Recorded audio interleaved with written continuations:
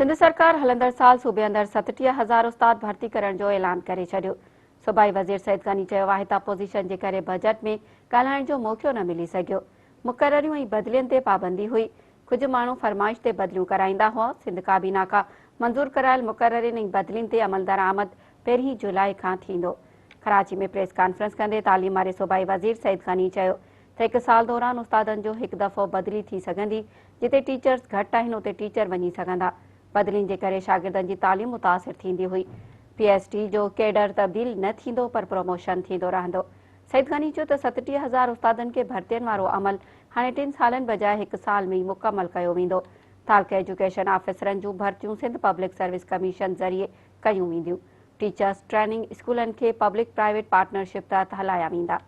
सूबाई वज़ीर चयो त 2057 अहिड़ा स्कूल खोलिया आहिनि जेके उस्ताद न हुजण सबबि बंदि हुआ। लाइब्रेरियुनि खे डिजिटलाइज़ करण लाइ 135 मिलियन रखिया विया आहिनि।